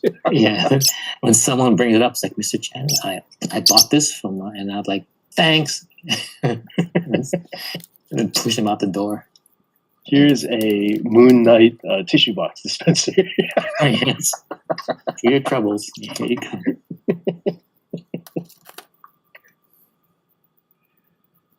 Bernard, you gonna use any green on this Green Lantern drawing? No, man. I'm not listening to any more suggestions from you. Come on, man. He's just gonna suggest things man. until you ruin it, and then he's gonna go off laughing. You will not ruin a Green Lantern drawing with green ink. I'll wait and see until how far I get, if it needs it. We'll see. Right now, no. Okay. We should take a poll on this with the stream. I'm wondering how I should handle the shadow on the face, like the lines on the face. Green ink. Green ink. How about a gray wash for his flesh to differentiate it from his costume? I think the gray wash should be on the costume. I'm just wondering what you guys think of this story that Todd McFarlane told, where he wanted to get a variant cover from a big name artist. So he called him up and commissioned him, and the guy said, well, it's going to be $800. And then Todd McFarlane said, like, well, I'll give you $1,000. So if you just do this cover for me, that'd be great. And the guy's like, oh, I'd love to, but I'm too busy. I can't do it. It's like, oh my God. Okay. All right. And then he finds out that he's at a show doing commission drawing. And it's like, that guy has time for a show. So Todd gets in his line and waits. You know how you have to, I think this could be Dave Finch maybe, or because it's some artist that will draw while you wait in line. So Todd would wait in line for 3 hours and finally got to the front. And the guy's like, oh, Todd, you wait in line? He says, yes, I'd like a commission. Like, what did commissions go for? He's like, oh, it's $400. Like, okay, I'd like to buy a commission.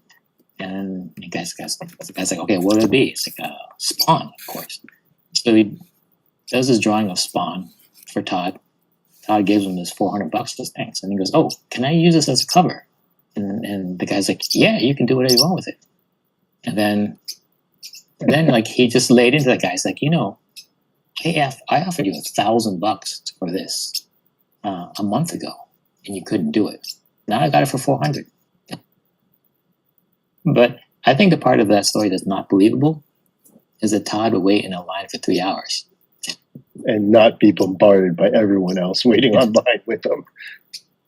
Maybe he had one of his people would wait in line for him. No? Hello?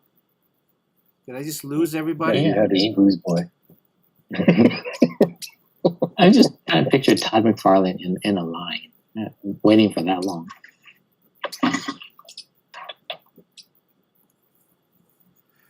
But yeah, one of the best businessmen in comics. Okay.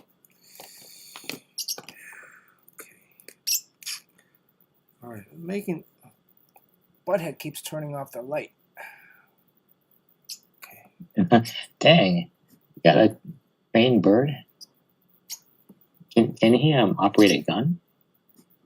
No. I'm training him to poop on command.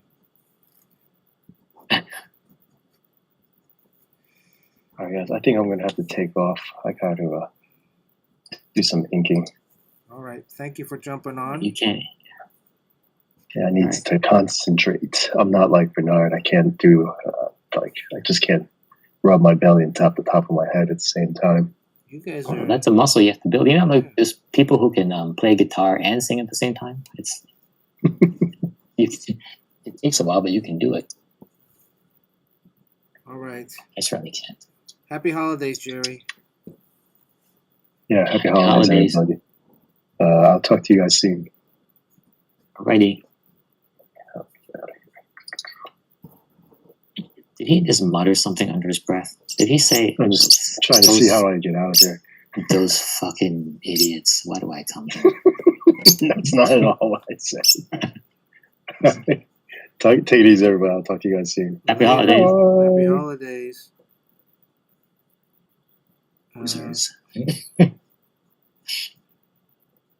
Is Kyle Rayner does he have gloves on or is this his hand, his naked hand? Oh wow, you don't know. I don't know. That's the annoying thing about comics. You're drawing anything and every comic, and you can't really draw more than a few lines before you have to go look up a reference. And then, before you know it, when you're looking up reference, you're off half an hour, 45 minutes later, surfing the web. Porn, yeah. I was going to say eBay. Yeah. In eBay. Or like, if you're drawing a female, it's like, oh, damn, what is those muscles, the external oblique look like on a woman?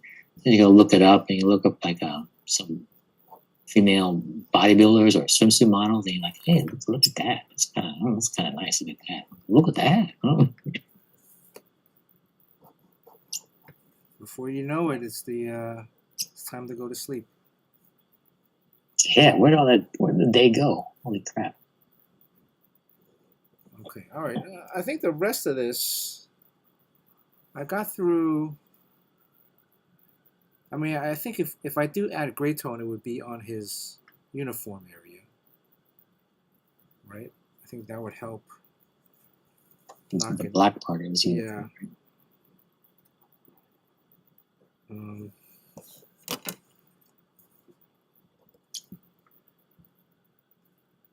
I don't know what else. Wow, you're moving fast in this thing.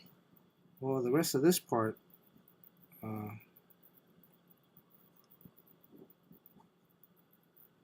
is the face. That again, that's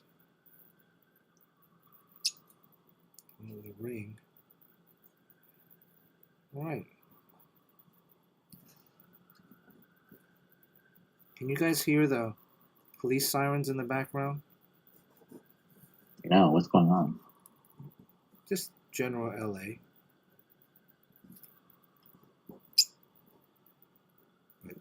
You hear that? That the guy who was the CEO of Five Guys gave everyone a raise, and they asked him like, "Well, why'd you do that?" And and he just said like, oh, I don't want to be shopped by any of my employees. And I think that's a very hopeful sign. What's his name? Sam Altman's house was firebombed. And I think there's an idea that there's a very small group of billionaires, a very elite group, and I think it really is true that there should be no such thing as billionaires because there's nothing you can possibly do with that much money. So when someone has 8 billion, it makes no sense. Especially, I mean, the only reason why you could have that much money is if you're ignorant to the fact that there are people who are really suffering out there. But if you know that there's poverty out there, and if you know that people are struggling and single moms and everything like that, how can you hold on to that amount of money? I think what's pretty cool is that you might get what's that guy, that United Healthcare guy? And I don't think anyone Luigi? really. You talking about Luigi? Yeah, like I don't think anyone really. Instead, Luigi did a bad thing. It's like they're like, you go. Yeah, he was bad, and he seemed to have no redeeming quality in that person, purely because of the fact that he made that much money on the backs of so much suffering. So, yeah, why not? It's a tough thing.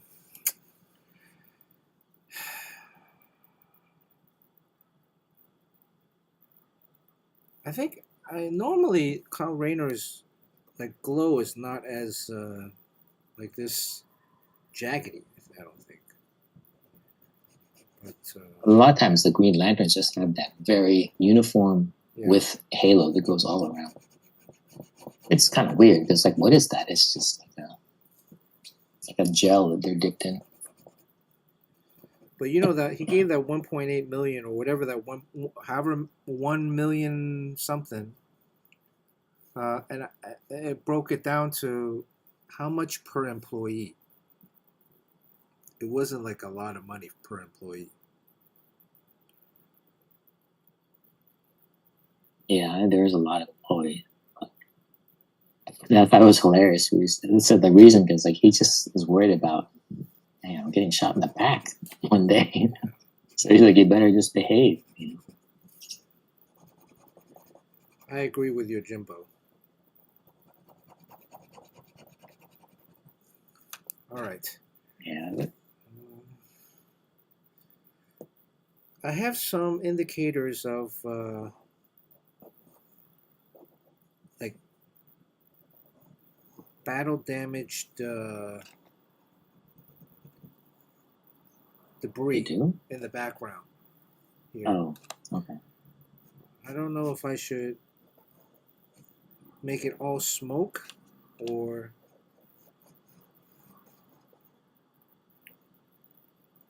I have a lot of problems with that stuff.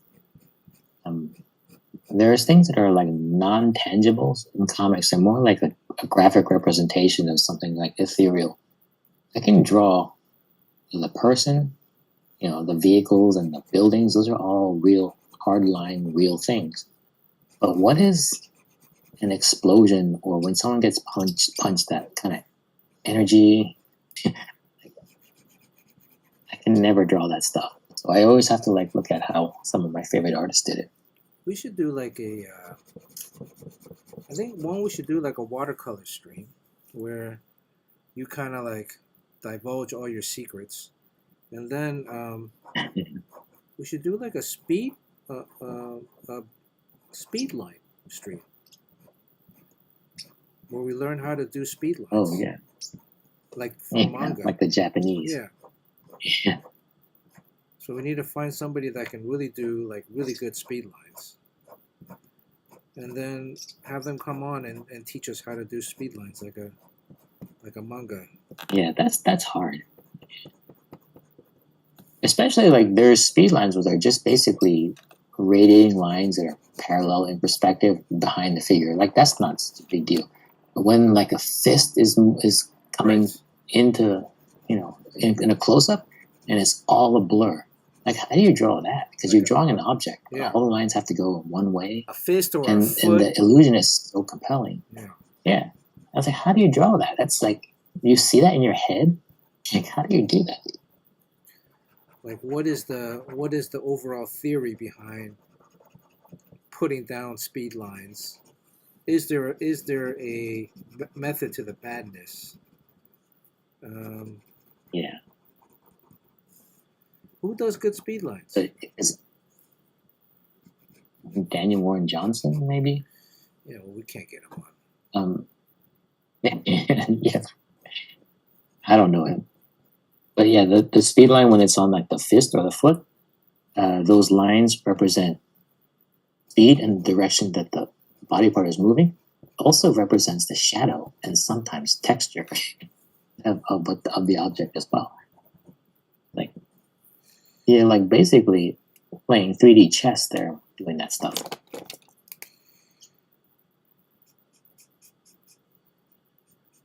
I do like this brush, this Faber-Castell Pitt artist pen. This one I found when I have large areas to cover. Oh, that, jeez. So that's a brush? It's like a brush marker pen. You know, it gives. So does it have India ink or is it alcohol based? It's India ink. Waterproof. Does it have a cartridge or is it sealed? It's sealed. Yeah, it's sealed.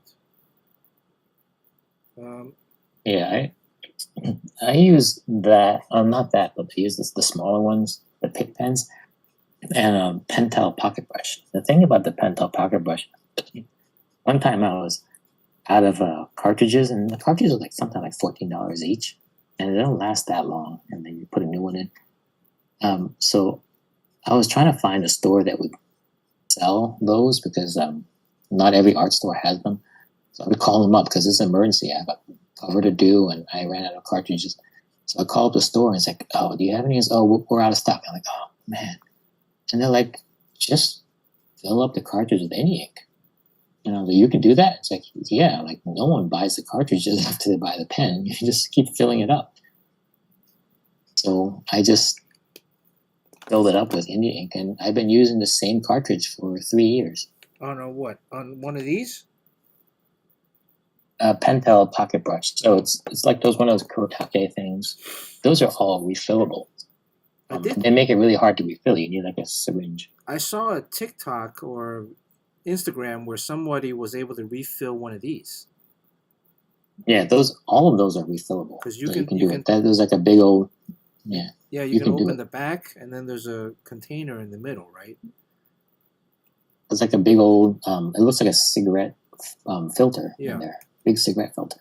The only thing, and you can just charge that up with more ink. Yeah, the only thing with the 005 is that the nib itself gets.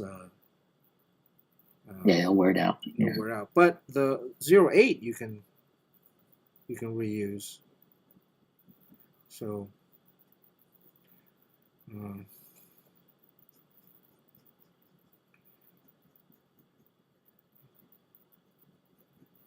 All right. Any thoughts on so far the ink job so far? Any That's great. Notes? Any so areas fast. that I can't stay too long on it. Any comments on suggestions on stuff? No. I'm just in awe of how fast it goes for you. I'm a little uncomfortable with this area and this area right here. As delays. Oh, okay. With the stomach, the rib cage area, and so you don't know the anatomy there that much? No, it's just something like this line here. Looks a little weird. Would you do that when in doubt, black it out rule? Yeah, I'm probably gonna have to do that, and I'm hoping if I do the gray tone on the black parts of the uniform, that'll help mask that area a little bit.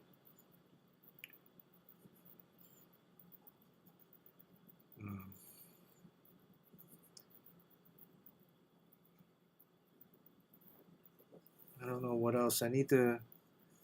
There is some lines on the face. I just, man, I'm really hesitant to go in on the face here. Come on, butthead. I need the light. Ow. How is he turning off the light? He's standing on top of the light, and so his foot hits the on and off button. Was that a touch button or is it Yeah, it's like a you have touch to press button. it? There you go. So he knows that that's what it does, so he keeps doing it? No, I don't think he knows. But he hasn't figured it out. But he goes on there and he hangs out on the top of the light. I guess because it's warm. And it's also like a flat area. So he just likes hanging out there. But then when he hangs out there, he turns off the light. So this is a new light. Is an LED one, right? So it's Yeah. no longer that. Yeah. Freaking Ganji with fluorescent tubes in it. Oh, I still have that one on my right side. I have the old Oh my God. one with the tube and the regular light bulb. You know, I have that one on this side, and then It gets hot. that one gets hot, and then on the left side I have a new LED light, and that has like different modes. And so sometimes the light goes off, or sometimes it gets dim. And then I have two big studio lights. So for the stream.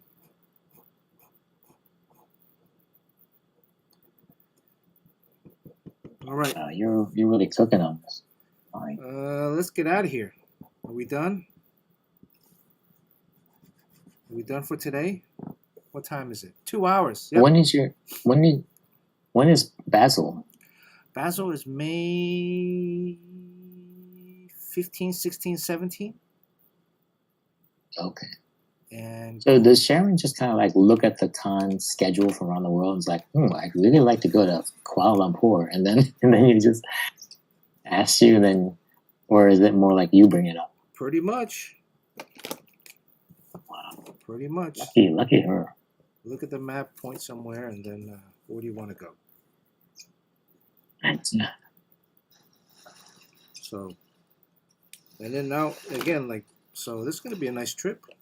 Have you been to Switzerland? Who's been to Switzerland? Anybody from the stream? Been to Switzerland? A lot of rich people go to Switzerland. I hear it's very expensive there. Yeah. I wonder how expensive compared It's to Lake New York. Como's nearby, right? Similar. I Lake think Como it's, is this weekend. next weekend. Yeah. In fact, a lot of people say that the food at Lake Como is not that great because you think it's in Italy, so there's going to be lots of like tomato stuff, but it's not because that part of Lake Como is so close to Switzerland that it's dairy based. Oh. Yeah, there's going to be some, a lot of cheese, huh? And chocolates. Yeah. Yeah, and cream stuff. Oh, yeah. So you should go, when you're there, look for a place to shelter all your money. Buy a watch. Does anybody need a watch? Yeah. I got to figure out this area right here, the nuts. And this is a little weird. This musculature here. Yeah, it's weird. But yeah, you can block that out. But see, when I get to most parts of the body, I'm always looking at some reference. Bodybuilder torsos. I never really memorized it. So it takes a lot of time. All right. Well, hopefully this will be done next week. We're almost there. Oh, hey, Carson McKinney is in the chat. Hey, Carson McKinney's in chat. What do you think? You got yourself a winner.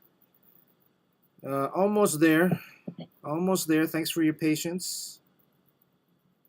I got some. There's some like battle damage, like spaceship parts here, and then smoke. So I got to figure out this leg right here, this hip, groin area. And also looking at it now, I'm looking at the screen. I don't like this area here either. Hmm. I'm gonna have to just like use a gray tone marker. One of those. What are those markers? These A things. gray tone marker? Le plume. What were the Yeah. ones that we get at New York? Right, that's a buddy, right? Yeah. The Marvel Cheetahs. Kind of like what are those kind of markers? This is a strange company. Like, if you wanted any Marvel Cheetah pens, you can just ask them, and they'll just give it to you. Well, we should get like a deal with someone.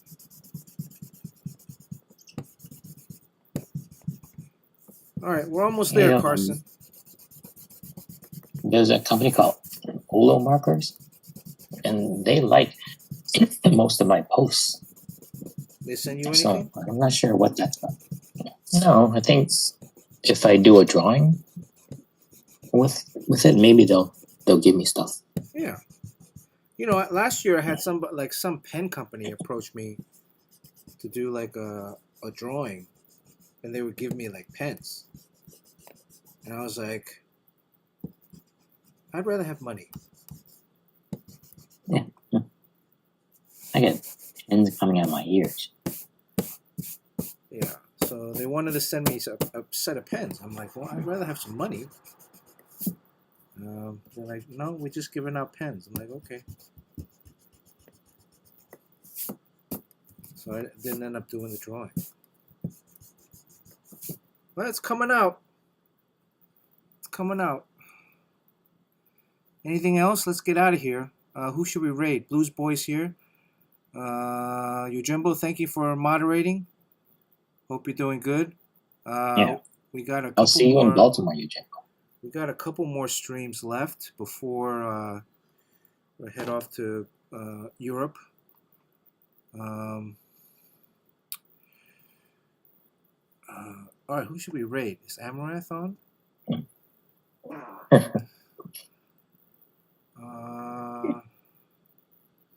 How was the guy last week? What is the chat? Yeah, I didn't watch. Oh, there's an 18 plus. What is that? 18 plus. You can't rate 18 plus. I can't rate 18 plus? Not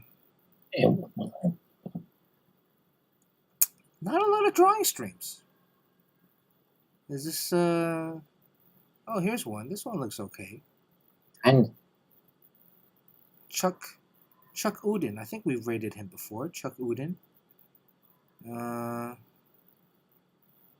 lot of manga stuff.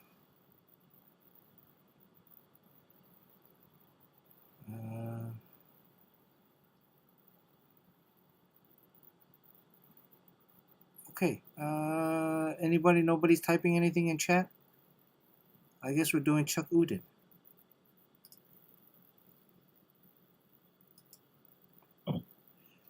Sean, anything to plug before we get out of here? You got any shows? Maybe Indiana Jones right figure if you want one. DM me. I gotta make. You won't believe who picked up some of these things. Who bought one? Famous? Yeah. Oh yeah. Well, they're comic book people. Oh, famous comic book people. I guess I can say it's not like embarrassing or anything. No. I'm sending one to Brian K. Vaughan, one to Adam Hughes, and one to Dave Johnson. Dave Johnson, Brian K. Vaughan. Oh. Wow. You give them a creator discount or no? Yeah, mostly comped. That's the one thing about that. It's like, oh, it's comped?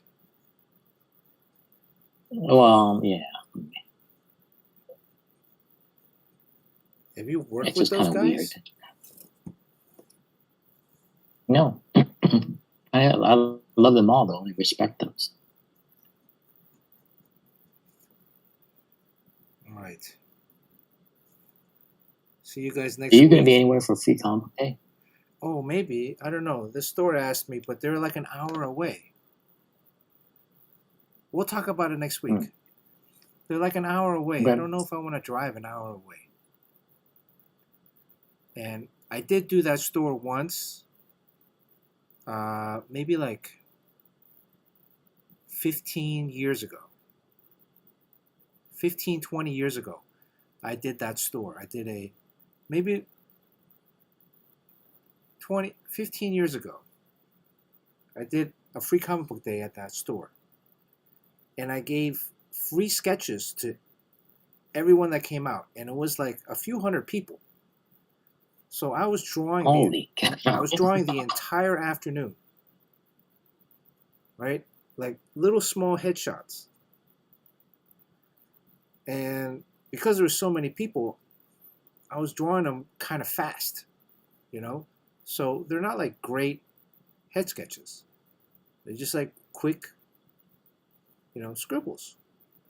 But everybody got a sketch. And then afterwards, I saw online like some of the customers were complaining Yeah. about the sketch that Oh, I got. complaining. I thought it was- Yeah. That they were complaining about, you didn't spend that much time on my sketch, and we waited in line, and so I was like, I'm never doing this store again. But I don't know, it was 15 years ago. I don't know. What do you think? We'll talk about it next week. Remind me. All right. Yeah, okay, yeah. Happy holidays. Alrighty. Yeah. Happy holidays.